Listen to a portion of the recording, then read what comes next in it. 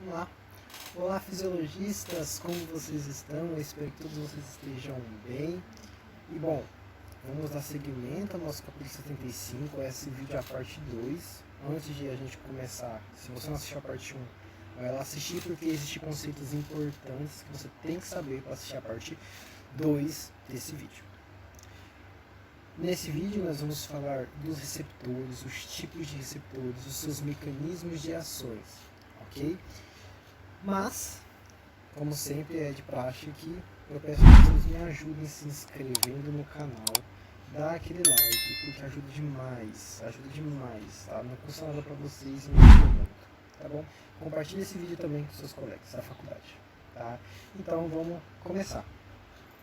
Bom, mecanismos de ação dos hormônios, receptores hormonais e suas ativações.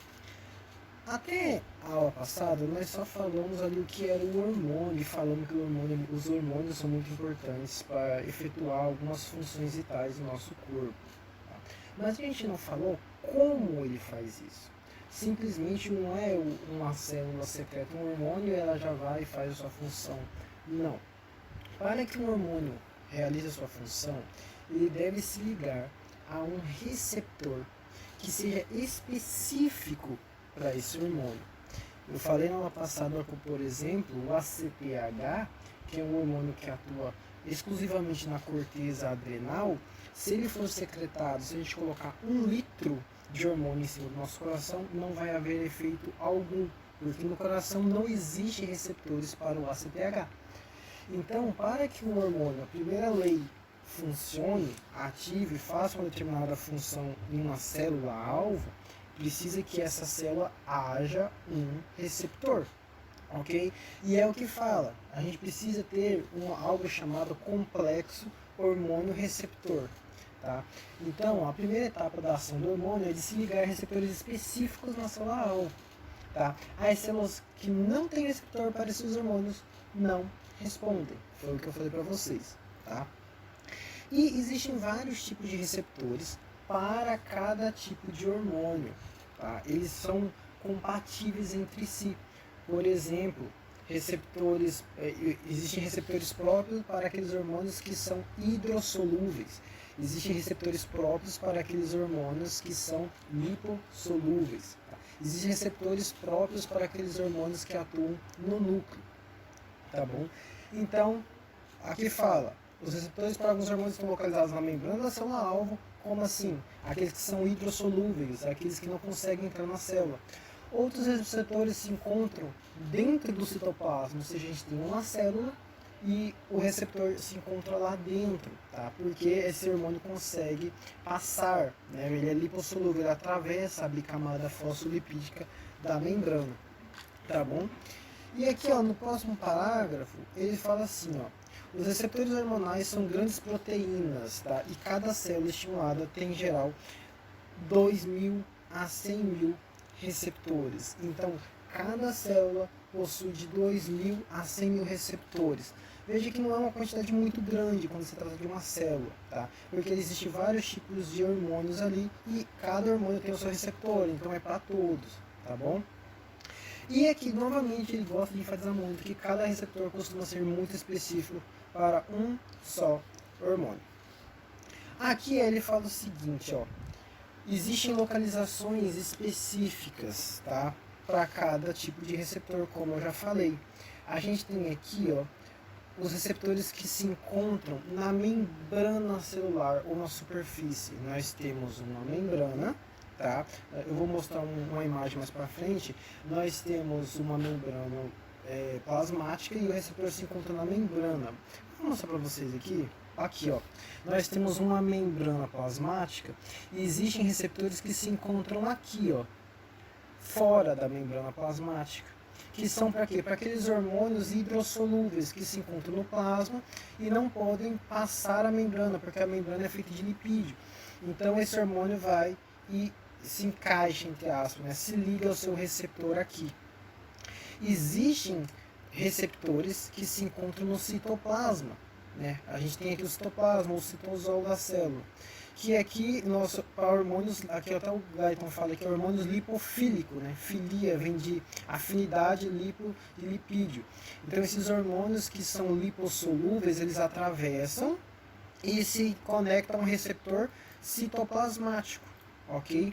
Mas existe também aqueles receptores que não se encontram nem no citoplasma nem na membrana, mas sim já dentro do núcleo. Veja que nós temos aqui, ó, receptor nuclear. Então, esse hormônio lipofílico atravessa a membrana e vai para o núcleo. Tá? A gente vai falar com detalhes de cada um deles, tá bom? Então, esses são as 3 classes de receptores e a sua localização. Aqueles que se encontram na membrana, aqueles que se encontram no citoplasma e aqueles que se encontram dentro do núcleo, tá bom? Vamos dar uma olhada aqui, ó. E aqui, ó, eles já falam, são específicos para hormônios proteicos, pépticos e catecolamínicos, né? São todos hidrossolúveis. O que estão no citoplasma e que estão no núcleo da célula são aqueles que são lipossolúveis, que são quais? Os hormônios da classe dos esteroides. Lembra que a gente já falou das classes dos hormônios. Então, os hormônios que são derivados do colesterol, eles são lipossolúveis. Só que aquele hormônio específico que atua dentro do núcleo que eu mostrei para vocês, é apenas o hormônio da tireoide. Ele não é um hormônio derivado do colesterol, ele é um hormônio derivado de um aminoácido, tá? Mas o que acontece? Ele é o único exclusivo que vai para dentro do núcleo, ok? E aqui, ó, o Guyton fala aqui, ó, o número e a sensibilidade dos receptores hormonais são regulados. Como assim? Uma célula não tem, a gente falou de 2.000 a 100 receptores para toda a vida, né? Nem incluso de minuto a minuto ele fala aqui. Essa quantidade de receptores que se encontram ou na membrana plasmática, ou no citoplasma, ou no núcleo, ele vai alterando dia após dia, de acordo com as influências do meio externo e também com a concentração de hormônio, ok? E ele cita aqui, ó, 2 condições, chamado down regulation e up regulation. Aqui, ó, down regulation e up regulation. O que seria isso? Down regulation é quando o número de receptores que se encontram na célula diminui. Como? Por exemplo, se a gente tem uma alta concentração de hormônio, toda hora o hormônio está lá indo na célula, ativando esse receptor toda hora, todo momento, esse número de receptores diminui, porque está tendo muito trabalho para a célula. Isso é um exemplo clássico da diabetes. O que acontece? O ser humano que tem diabetes, ele tem uma resistência à insulina. Como? Os receptores têm a resistência. Como a gente está num período muito crônico, com liberação, com altos níveis de glicemia, o nosso pâncreas secreta constantemente insulina para que diminua a concentração dessa glicemia, desse açúcar no sangue. Toda hora a insulina vai e se liga ao seu receptor. Toda hora a insulina vai e se liga ao seu receptor para pegar essa glicose. Toda hora, a célula se fadiga e faz com que diminua a expressividade do receptor. Ele fala alguns exemplos aqui, ó. Por exemplo, inativação de algumas moléculas do receptor. A gente vai ver que moléculas têm lugares específicos e estruturas específicas. Pode haver uma degeneração, pode ter a inativação de algumas moléculas, tá? Pode ter sequestro temporário. A célula, não, estou cansado de tanto me expor a esse tipo de hormônio. A célula vai e sequestra, faz tipo uma endocitose desse receptor. A destruição dos receptores pelos lisossomos, tá? E a própria diminuição da produção de receptores, que a gente sabe que um receptor, a gente vai ver mais para frente, que é composto de proteína. Se a célula para de produzir a proteína para esse receptor, a gente tem uma diminuição da produção dos receptores em geral. E o upregulation. O upregulation é quando a gente tem um aumento da expressividade, é totalmente ao contrário. Como, por exemplo, a gente pode colocar num período prolongado de hipoglicemia. A célula precisa tanto de qualquer coisa de que venha glicemia para dentro dela, que a gente aumenta a expressividade para a insulina. Tá? A gente aumenta o número de receptores e a insulina se conecta. A célula está muito sensível à insulina. Tá? Isso é um dos exemplos. A gente também tem um exemplo, por exemplo, do aumento da expressividade dos receptores para ocitocina no período do parto, para que o útero contraia também. Ok? Esse é um pouquinho das características dos receptores até agora. Vamos dar continuidade? E aqui, ó, sinalização intracelular após ativação do receptor hormonal. A gente sabe, então, resumindo, o nosso conhecimento geral é que o hormônio ele não faz muita coisa. Quem faz é o receptor na qual ele se conecta. O hormônio em si é só uma chave. Mas quem realiza a maquinaria da célula, a função da célula, quando é estimulada, é o receptor. E a gente vai ver agora a estrutura do receptor. Tá? Existem vários tipos de receptores, características específicas para cada tipo de receptor, e nós vamos ver agora. Primeiro a gente vai conhecer, eu vou procurar aqui para vocês uma imagem que eu deixei separadinho aqui para vocês. Vamos ver se eu encontro ela. Vamos ver aqui.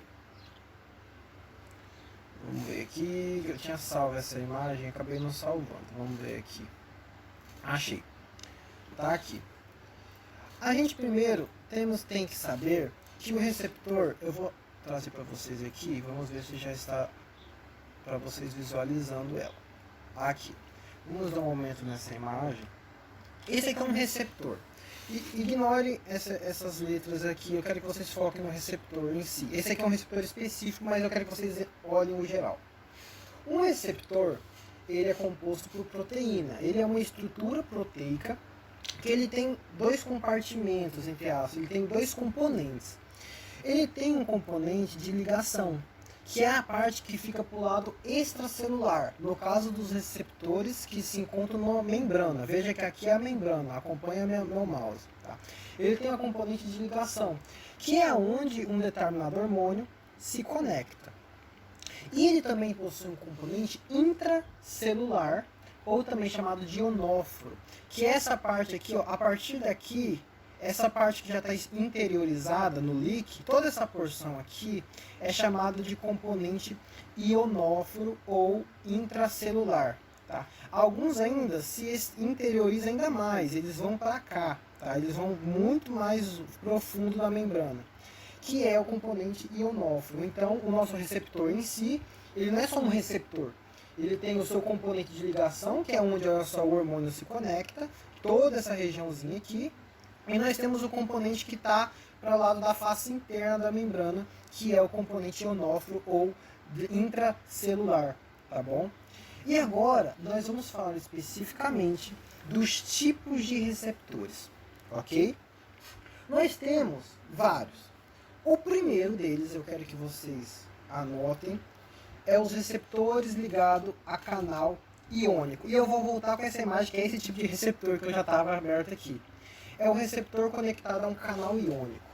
Na endocrinologia, ele não é muito comum esse tipo de receptor. Ele é mais comum aonde? Na parte da neurociência, da neurofisiologia. Esse tipo de receptor é o mais comum entre as sinapses. Que é o que? É quando ou a acetilcolina, ou a norepinefrina, ou a adrenalina, ou a dopamina se conecta a um tipo de receptor, e no próprio receptor nós temos um canal. Veja que nós temos um canalzinho no próprio receptor. Por isso o nome do receptor é receptores ligados a canais iônicos, ok? Quando, suponhamos que esse aqui seja a adrenalina, quando a adrenalina se conecta aqui com o seu receptor, ele abre esse canal.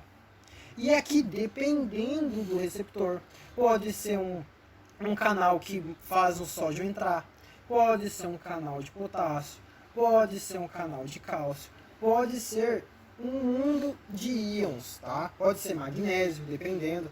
Então, dependendo aqui do que tiver a conectividade com o receptor e a especificidade desse receptor, um determinado tipo de canal que vai abrir que vai permitir a passagem de um determinado íon, tá bom? E dependendo desse íon, vai excitar ou inibir a membrana pós-sináptica. Se o sódio entrar, vai excitar, se o potássio sair, vai inibir, tá bom? Esse tipo de receptor, ele é mais comum nas sinapses, mas é um tipo de receptor também.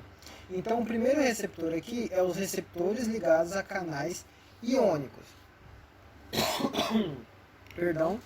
Então, aqui nós temos a acetilcolina e a norepinefrina. Tá? E aqui ele fala aqui, ó, alguns receptores ligados a canais iônicos abrem ou fecham canais de sódio ou para potássio. tá? E a alteração vai dar dependendo desse íon, ok? Mas também é o que a gente vai ver agora, que são os receptores ligados à proteína G. Isso aqui é muito legal e eu quero que vocês prestem muita atenção. Existe um tipo de receptor, eu vou abrir para vocês a outra imagem aqui, que são os receptores acoplados à proteína G. Essa imagem aqui eu já recomendo, não, esse aqui não é de proteína G, é aqui, ó. Eu já recomendei para vocês muito. Vou ter que abrir o livro Silverthorne aqui. Aqui, ó. Vamos mostrar aqui. Esse aqui é o Silverthorne. Eu quero o mecanismo geral. Vamos ver se eu acho. Aqui, não é isso. Vamos ver se eu acho. Nós temos aqui os receptores acoplados à proteína G. O que é esse receptor? Ele é diferente daquele acoplado ao canal iônico. Ele é um receptor muito complexo. Ele é um receptor que o livro fala que ele tem 7 alças. 1, 2, 3, 4, 5, 6, 7. Ele tem 7 alças. E aqui, o nome do receptor é receptor acoplado à proteína G. Tudo isso aqui, ó, que vocês estão vendo que eu estou circulando, é a proteína G. Tudo isso aqui é a proteína G. E a proteína G, por sua vez, o nome dela, gente, vocês não vão acreditar, o nome dela é gigante, eu vou mostrar para vocês. A proteína G, por sua vez, é acoplado a 3 subunidades proteicas também. A proteína G é uma proteína composta por 3 proteínas, tá? Que é a proteína, a subunidade alfa, a subunidade beta e a subunidade gama, tá? Então esse aqui é o receptor acoplado à proteína G. Para que ele serve? A proteína G funciona para ativar componentes intracelulares, tá? Mas como que ela ativa? É muito simples. Acontece, é o seguinte, vai ter que ser pelo gaito mesmo. É o seguinte, gente, a proteína G, ela é ligada... Primeiro eu vou mostrar, é tanta informação que eu prefiro mostrar para você certinho. O nome da proteína G é chamada de proteína heterotrimétrica de ligação a guanosina trifosfato. Meu Deus, é o nome da proteína G. E eu já expliquei esse nome. Heterotrimétrica é por quê? Porque são 3 subunidades diferentes, não são? Heterotrimétrica. São 3 subunidades diferentes. São 3, uma beta, alfa e gama. De ligação a gonofosfato de fosfato de guanosina, que é esse aqui. O que acontece? Quando o mecanismo de funcionamento desse receptor é o seguinte: quando o GTP está ligado à proteína G, ela está inativa, tá? Ela está inativa. Tá vendo? Ela está inativa porque não tem nenhum receptor aqui, não tem nenhum ligante aqui, não tem nenhum hormônio. Quando o hormônio se conecta ao receptor, faz uma cascata uma mudança de conformação no receptor, que faz com que esse GTP troque por GTP, que é o trifosfato de guanosina. E esse aqui, ó, se liga a componente alfa, se liga a proteína G. O que acontece? Esse componente alfa aqui, ó, esse componente alfa se desconecta das outras duas subunidades, a gama e a beta, ele sai fora, ó, e ele se liga a uma determinada proteína, ou a proteína-alvo, alguma outra, tá? Como, por exemplo, a gente vai ver com detalhe, ou uma adenilato ciclase, ou uma fosfolipase C. Então é o seguinte, repassando, nós temos uma proteína G composta de 3 subunidades, tá? Uma alfa, beta e uma gama. Quando o GTP se encontra ligado à proteína G, está inativo. Quando um determinado hormônio se conecta à porção ligante, o componente de ligação faz com que o GTP é trocado por GTP, né? E aí o componente alfa se desconecta e vai para alguma determinada proteína-alvo. Vai ser mais frequente, esse componente alvo vai ativar uma determinada enzima. Tá? É importante dizer que a gama e a beta vai ficar conectada no receptorzinho aqui, tá bom? Vai ficar conectado no receptor, só vai sair a alfa, ok? E quando esse hormônio se desconecta novamente, vai acontecer o contrário. O GTP é trocado para GDP, o componente alfa se desconecta de uma determinada proteína-alvo e se conecta o alfa, beta e gama novamente aos outros, se conecta para formar a proteína G novamente. Tá, Gustavo, mas qual que é a função? Quando a subunidade alfa se conecta a um determinado segundo mensageiro, ele pode fazer o quê? Ativar as enzimas que se encontram na membrana. Ele pode, segundo, ativar enzimas que se encontram aqui no intracelular, na componente intracelular. Pode ativar a transcrição gênica, inclusive. Tá? Para que ativar a transcrição gênica? Para a formação de proteína. Para que eu vou querer formar proteína? Ora, vamos dar uma olhada só nessa imagem? Vamos dar uma olhada só nessa imagem. Não vamos forçar muito o neurônio, não. Para que eu vou querer proteína, olhando para essa imagem? O receptor é composto por proteína. Que tem, aqui está tudo junto, mas tem a subunidade do componente de ligação e tem o componente on-off. A proteína G é uma proteína composta por 3 subunidades de proteína. Ok? A enzima que ela vai se conectar, que isso aqui está formando como se fosse uma enzima, a enzima é uma proteína. Então, é para isso que serve. Tá?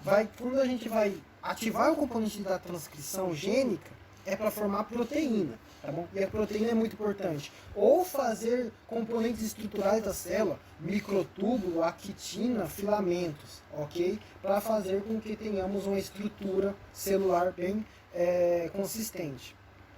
Tá, sempre que ativar o hormônio, né, o hormônio ativar a proteína G, ela vai excitar a célula?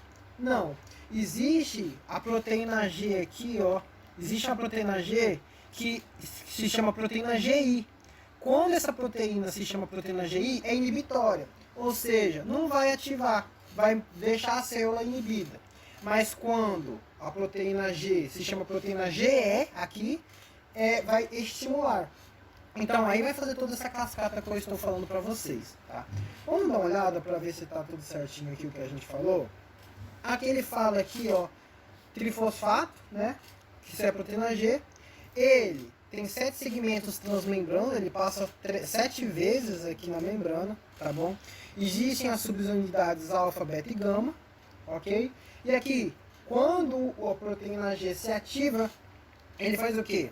Ou abre ou fecha canais iônicos, que eu esqueci de mencionar para vocês, ou muda a atividade da enzima no citoplasma, ou ativa a transcrição gênica, ou ativa enzimas na membrana, que o Gaeta não cita aqui, mas cita no capítulo 46 do sistema nervoso, tá?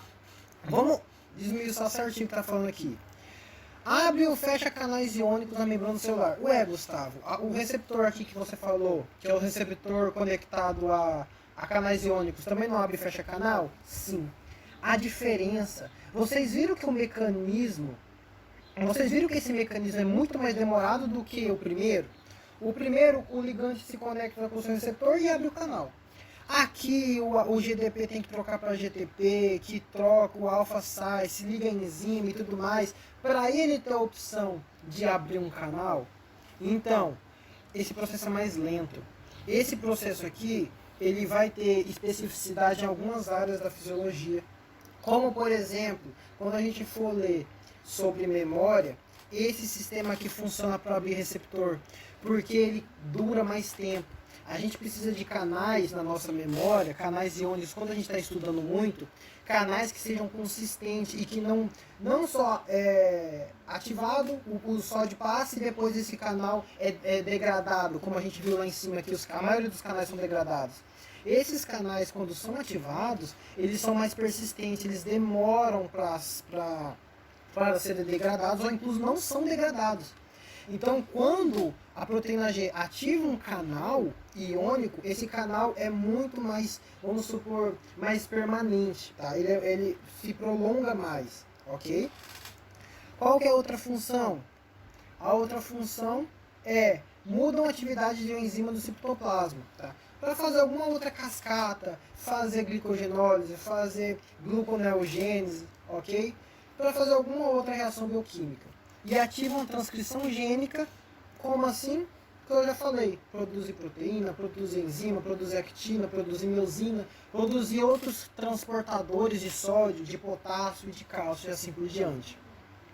E ativar enzimas na membrana, como por exemplo algumas enzimas que ativam o MP cíclico que nós vamos ver, ok? Então, se fosse para dar um asterisco para falar o que eu preciso saber de proteína G, saibam essas 4 funções da proteína G, que é abrir canal iônico, saber que esses canais iônicos são muito mais persistentes, tá certo? Demoram para ser degradados e funcionam principalmente na memória, também funcionam na olfação, tá? Mudam a atividade da enzima do citoplasma da célula, ativam transcrições gênicas e também funcionam as enzimas que se encontram na membrana, tá? Ativam enzimas da membrana plasmática. Ok? Se eu fosse vocês, eu estudava um pouquinho sobre isso. E aqui tá, ó. Alguns hormônios se acoplam à proteína G inibitória, vai inibir a célula. Algumas proteínas estimulatórias, né, que vai ser a proteína GE, vai estimular a célula. Ok? Terceiro tipo de receptor. Então vamos lá, não vamos se perder. O primeiro tipo foi receptores acoplados a canais iônicos. O segundo tipo foram receptores acoplados à proteína G. O terceiro são receptores hormonais ligados a enzimas. Como assim? Vamos ver se a gente acha aqui no Silver Turner. No Silver Turner ele mostra algumas aqui acoplados à enzima. Vamos ver se a gente acha aqui. Aqui, ó. Isso aqui é um receptor acoplado à enzima. Veja, eu quero que você acompanhe aqui, ó. Nós temos um receptor e aqui ele fala como se fosse essa enzima aqui, ó. Essa receptor, geralmente, a mais comum é a enzima tirosina quinase. Que é o que? É um receptor que ativa uma enzima X já, logo de cara. Nesse da proteína G, ele usa a proteína G para ir ativar uma enzima. Aqui logo de cara se utiliza a enzima, tá? Tirosina quinase, para fazer alguma outra determinada função no interior da célula. Qual é a mais comum? É muito legal, que é a tirosina quinase, que é a responsável pela insulina, secreção de insulina. Para vocês verem na prática realmente. Veja só, um receptor da insulina que é conectado direto com a enzima, ó, tirosina quinase. É a enzima mais famosa, que mais se utiliza nos receptores acoplados à enzima. Então, a gente pode comparar, ó, esse desenho que é do Guyton aqui com o desenho do Silver Turner, ó. Nós temos uma insulina, que é um hormônio acoplado a um receptor que já se liga, ó. Esse aqui seria o componente de ligação, esse aqui é o componente ionófilo que eu falei para vocês, intracelular. E direto, isso aqui é um receptor só, conecta com a enzima. Vamos comparar com isso aqui, ó, conecta direto com a enzima. Essa enzima tirosina quinase vai fazer uma cascata de reações e no fim ele pode fazer, ó, crescimento e expressão gênica, formar proteína. Pode fazer síntese de glicogênio, síntese de lipídio para dar energia para a célula, ou síntese de proteína. No caso da insulina, vai fazer transportadores de glicose, ó, e vai passar para a membrana para puxar a glicose. Isso é só um exemplo, tá? Eu só estou querendo mostrar o foco para vocês, é mostrar, integrar o conhecimento que nós temos uma tirosina quinase nos receptores que se usam para insulina, tá? A gente vai discutir muito detalhadamente no capítulo de insulina, no capítulo que fala sobre a secreção de insulina e glucagon, ok? Então aqui, ó, ele dá um outro exemplo também, ele dá um exemplo aqui, ó, do receptor de leptina, que é a mesma coisa, tá? Nós temos diretamente aqui ligado, isso aqui é uma enzima chamada JAK2, tá? Que ativa enzimas ou faz a tradução. Ele só mudou o exemplo, a insulina e a leptina agem. E tem muitos hormônios que trabalham dessa maneira também. Ó, hormônios que utilizam a tirosina quinase, ó. Olha a insulina que eu dei exemplo para vocês aqui, ó. Existe o fator de fibroblasto, o hormônio do crescimento GH, tá? A leptina, a prolactina, tá? Todos eles usam a tirosina quinase, certo? Ó. Outro exemplo também, temos a adenileuciclase, que a gente vai explicar certinho como ela funciona. Ok? E aqui, ó, os receptores hormonais intracelulares e ativação de genes. Vamos ver uma linha? Aqui eu quero que vocês prestem muita atenção. Vocês perceberam que até agora, todos os receptores que nós falamos se encontram no extracelular, né? A porção de ligação, ó. Tá vendo? Aqui a leptina, a proteína G, aqui no componente extracelular, o canal iônico que eu mostrei.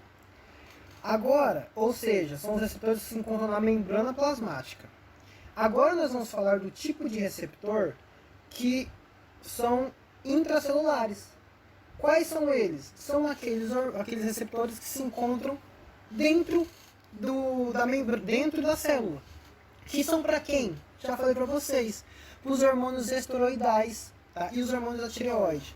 Os hormônios esteroidais, se você não viu, eu vou deixar um card bem aqui, são aqueles hormônios que são derivados do colesterol.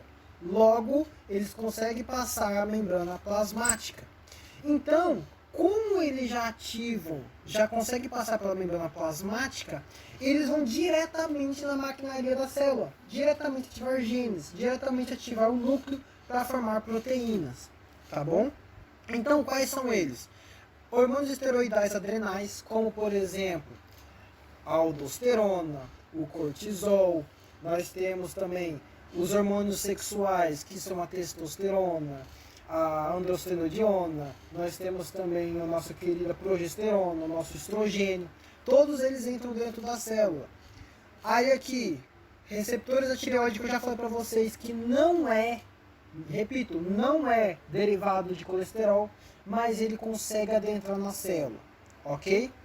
Então, o que acontece? Eu vou mostrar um exemplo aqui para vocês, ó.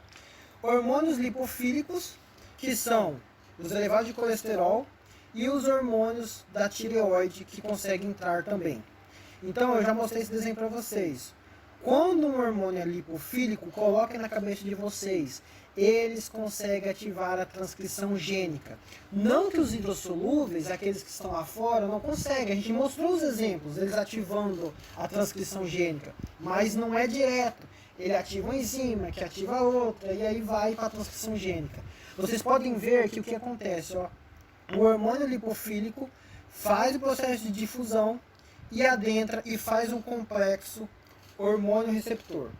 Quando o hormônio é lipofílico, ele se encontra no citoplasma, ou seja, os hormônios derivados do colesterol.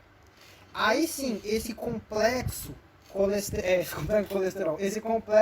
hormônio receptor está no citoplasma e migra para dentro do núcleo. Veja que ele não foi direto para o núcleo, ele está aqui, juntou o complexo e aí ele é migrado para dentro do núcleo. E aqui ele faz uma fita de microRNA e faz o ribossomo, vai para o ribossomo e sintetiza a proteína. Agora, quando é no caso do T3 e T4, que são específicos do núcleo, são lipofílicos, né? Eles entram dentro do núcleo direto, ok? E ativam a transcrição gênica, ok? Então nós temos aqui o receptor citoplasmático, que são para os hormônios derivados do colesterol, que se encontram no citoplasma, e aí tem que migrar para o núcleo.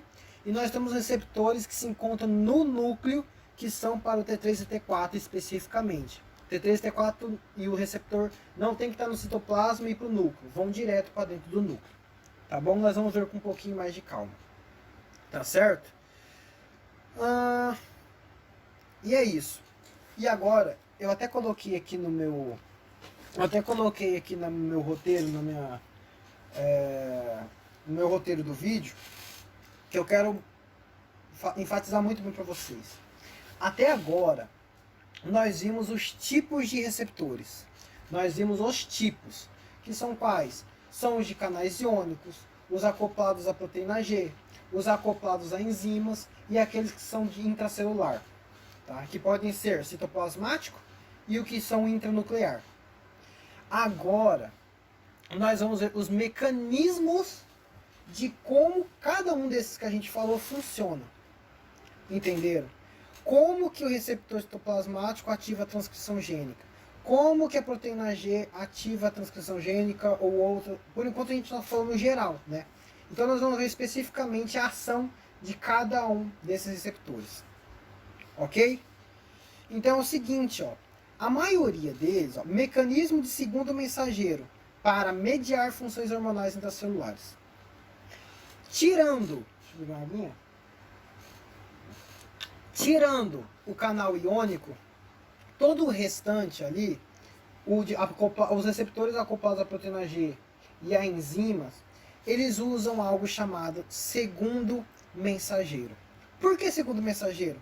Porque o primeiro mensageiro é o hormônio, certo? O primeiro mensageiro é o hormônio. O segundo mensageiro é após quem esse receptor vai ativar. Então, depois da ativação do hormônio com o receptor, esse receptor vai mandar em alguém. Esse alguém é o segundo mensageiro, ok? E o mais comum de todos é o sistema de segundo mensageiro adenililciclase AMP cíclico. Meu Deus, como assim? Gente, não precisa ficar com medo, é muito simples. Eu trouxe aqui para vocês. Mais uma fotinha do Silverthorne, que é linda. Vamos ver se eu acho direto aqui, para não ficar procurando aqui na minha pasta. Que é a adenililciclase. Que é essa imagem aqui, ó. Essa aqui. Esse aqui é o sistema de proteína G, adenilato ciclase e AMP cíclico. Eu quero que vocês foquem muito bem na minha setinha aqui do mouse.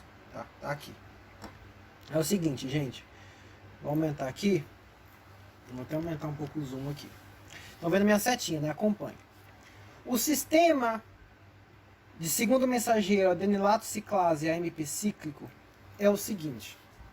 Ele é acoplado a uma proteína G. Então nós já sabemos. Nós temos um determinado hormônio que ativa a proteína G. Aí a proteína G está ligada a GDP, que o GDP é trocado por GTP. O componente alfa se desliga das outras duas e ativa. Lembra que eu falei que ativa algo? No caso, a subunidade alfa ativa a adenilato ciclase. A adenilato ciclase. E o que essa adenilato ciclase faz? A adenilato ciclase, ela é uma enzima de membrana. Lembra que a gente falou que a proteína G podia ou abrir canais iônicos, ou ativar enzimas da membrana, ou ativar enzimas intracelulares? Então, a adenilato ciclase, ela é uma enzima que é ativada pela proteína G, ó, uma das 4 funções que a gente falou. E a adenilato ciclase, ouçam bem, ela pega o ATP, não tem o ATP que a gente vive falando, o ATP que é a moeda energética? Então, ela pega o ATP e transforma o ATP em AMP cíclico. Entendeu? O AMP cíclico, ele funciona como segundo mensageiro. Por quê? O AMP cíclico, ele vai ativar uma outra cascata. Nesse caso ele fala proteína sinase A, mas é muita informação, é muita bioquímica. Mas eu quero que vocês entendam que essa proteína A ativa uma outra proteína, enzima, aliás, que ativa outra enzima, que ativa outra enzima, e ativa outra enzima, e vira uma cascata.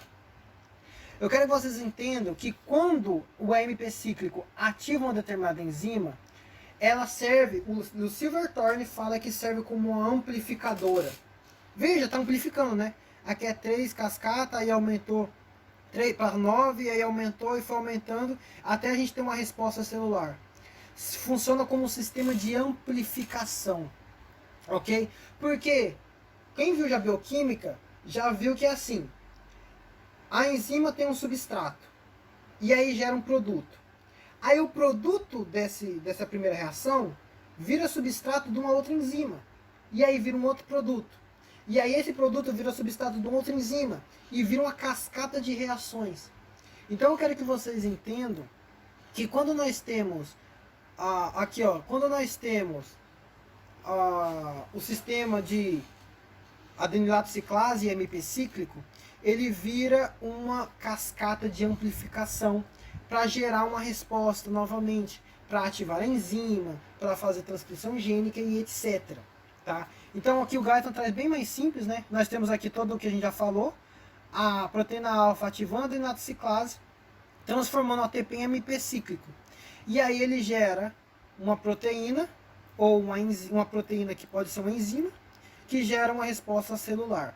E aqui tem todos os tipos de hormônio que funcionam nesse sistema. Angiotensina 2, calcitonina, hormônio liberador de corticotrofina, glucagon, secretina, somatostatina, TSH. Então todos esses hormônios funcionam nesse sistema. Entenderam? Então é o seguinte, ó.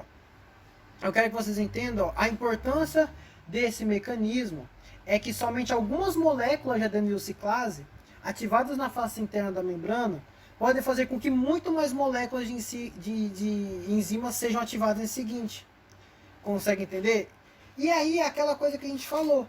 Ah, sempre vai estimular? Não. Quando a determinada célula ativar uma proteína G ou seja, inibitória, não vamos ter aqui, ó.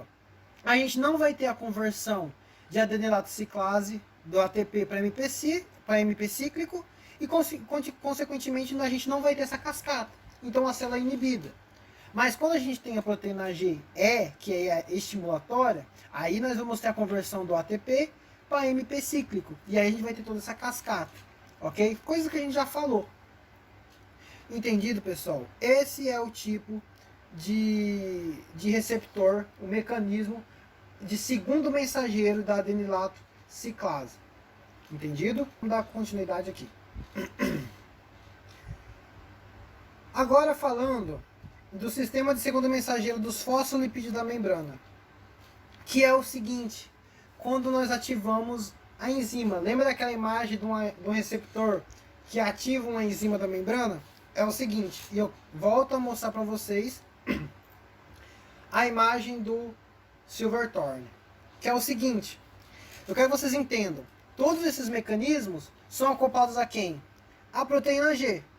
Aí agora a proteína G vai falar o seguinte, deixa eu ver se a imagem, eu não lembro se a imagem do Silverthorne também, aqui, eu vou usar do Silverthorne. É o seguinte, gente, quando nós temos um hormônio que é ativado por um receptor, ela ativa direto uma enzima. Lembra daquela imagem que eu mostrei para vocês? Lembra daquela imagem aqui, ó? Deixa eu procurar para vocês. Aqui, ó, cadê ela? Que eu tinha mostrado para vocês, eu acho que tá no do Silverthorne, né? Vamos ver aqui. Aqui, ó. Tá vendo? Tá, essa imagem aqui, ó. Um receptor ativado uma enzima. Quando um receptor é ativado e ativa a proteína G e faz novamente toda aquela cascata, nesse exemplo de segundo mensageiro é a fosfolipase C.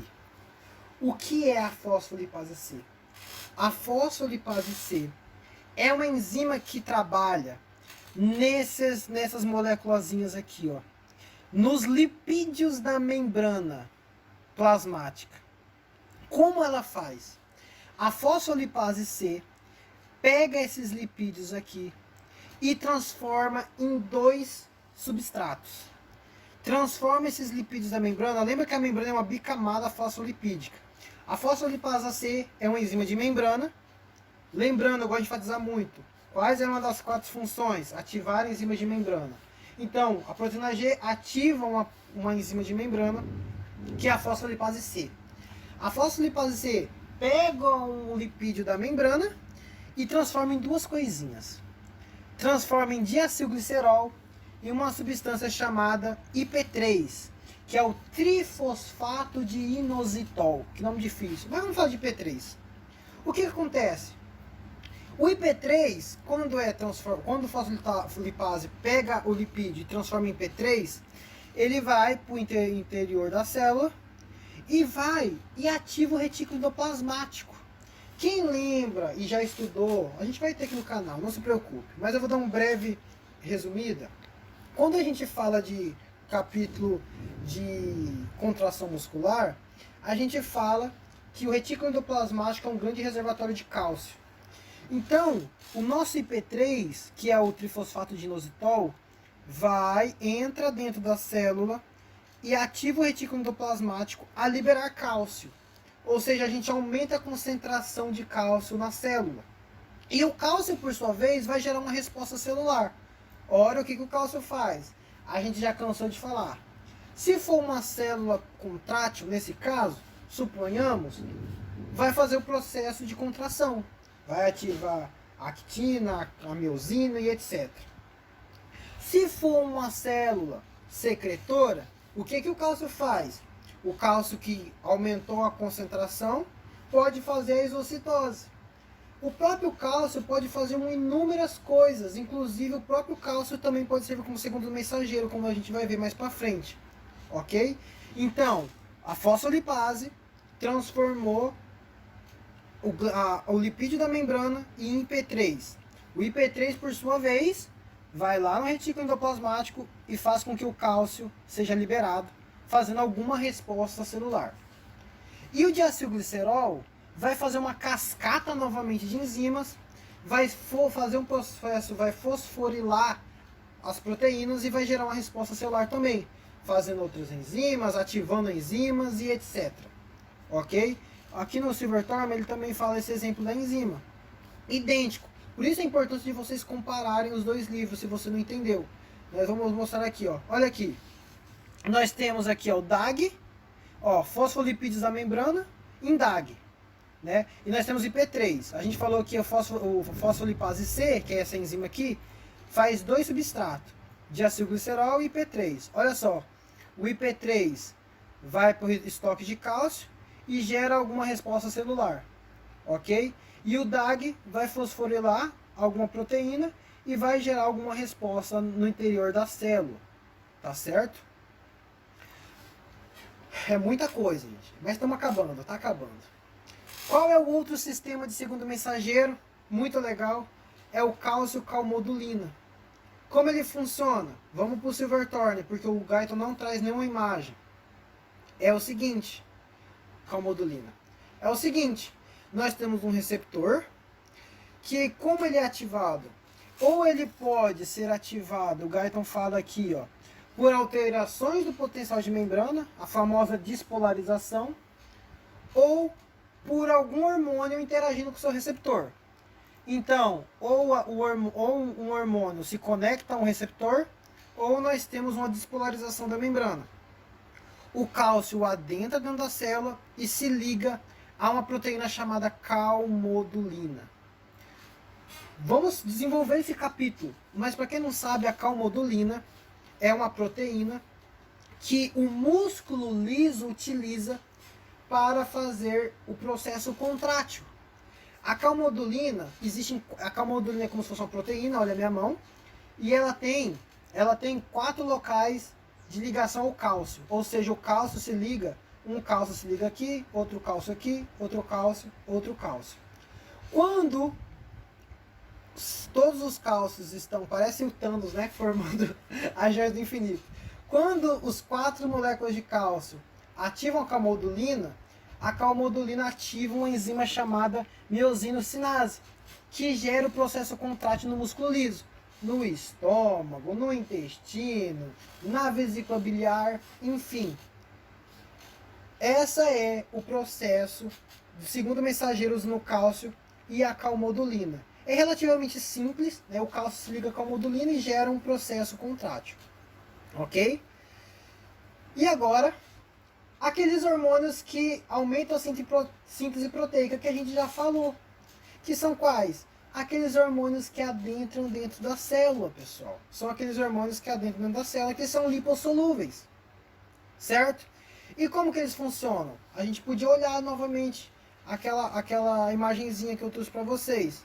O hormônio esteroide se difunde pela membrana, aqueles que são derivados do colesterol, e aí a proteína se transforma em um complexo, o hormônio receptor, e se difundem para o núcleo. Essa combinação vai ativar algum gene específico e vai gerar uma proteína. O núcleo faz o processo de transcrição, gera uma fita de RNA mensageiro, e aí o RNA mensageiro vai para o ribossomo e gera uma proteína. Gustavo, você pode me dar um exemplo que tá muito complexo para mim. Vamos dar exemplo da aldosterona então. A aldosterona é um hormônio derivado do colesterol. O que a aldosterona faz? Eu vou mostrar para vocês aqui uma outra imagem que eu tinha separado para vocês. Está aqui, ó. Aqui. Vamos ver se vocês estão vendo. Estão vendo. Nós temos a aldosterona aqui. A aldosterona é um hormônio lipossolúvel. Reparem, ela é derivada do colesterol, ela não vai direto para o núcleo. Só o único que vai direto para o núcleo é os hormônios T3 e T4. Eu estou enfatizando isso para vocês. A aldosterona vai para dentro do tanto enfatizado até, a aldosterona vai para dentro do citoplasma e se conecta a um receptor mineralocorticoide. Não se preocupe que a gente vai explicar os capítulos de aldosterona também. E o que acontece? Gera um complexo hormônio receptor e esse complexo migra para dentro do núcleo. Ele ativa algum determinado cromossomo, veja aqui, e gera um RNA mensageiro e para gerar uma proteína. Nesse caso, o que a aldosterona faz? Vai lá nas células tubulares e gera e faz com que crie proteínas de canais. Reabsorver sódio, aqui ó, cria canais ENaC. Vai criar, se for uma outra determinada, criar sódio, estimular sódio, bomba de sódio e potássio. Mas o que acontece? Nós temos ó, a produção de canais. Veja só, nós temos a fita de RNA mensageiro, gera uma proteína. Que proteína é essa? Lembra que eu falei que podia ser estrutural ou de canal? Nos rins, faz a produção de canais de sódio, para fazer uma reabsorção de sódio, certo? Então aqui, ó, ele fala, ó, para dar um exemplo, a aldosterona, um dos hormônios secretados pelo córtex adrenal, entra no citoplasma das células tubulares renais, ok? E o que ela faz? Vai promover a reabsorção, né, de sódio e excreção de potássio, ok? Ó, promover a reabsorção de sódio e a secreção de potássio. Então, colocando bem certinho, ó, hormônios esteroides podem aumentar a síntese proteica? Aumenta. O próprio aldosterona aumentou a síntese proteica para fazer um canal. Do que um canal é feito? Proteína. Ok? Muito simples. E agora, hormônios tiroideios aumentam transcrições de genes no núcleo. Que eu estou falando para vocês desde o começo da aula. Não tem nenhum exemplo aqui, mas é aquele lá aquela imagem lá de cima. O T3 e o T4 entra dentro da célula e vai direto para o núcleo ativar a transcrição gênica. Direto. Ele não faz parada. Vai direto para o núcleo. Para que ele faz isso?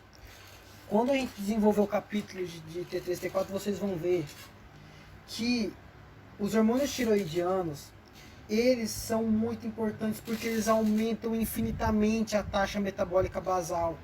Então, se eles entrar diretamente no núcleo, eles vão fazer com que a célula trabalhe de verdade para valer.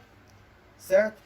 Eles têm receptores em todo o corpo, aumenta a frequência cardíaca, a frequência respiratória, aumenta o peristaltismo, aumenta a sudorese, tudo. Então, eles entrando diretamente no núcleo, eles aumentam muito a produção enzimática, aumenta a glicogenólise, catalisação de proteína, certo? Então, essa é a função do T3 e T4, entrar diretamente no núcleo, nos receptores intranucleares, e excitar a célula muito para que a gente tenha um aumento dessa taxa de metabolismo basal. Ok? Se você sobreviveu até aqui, foi quase uma hora de aula.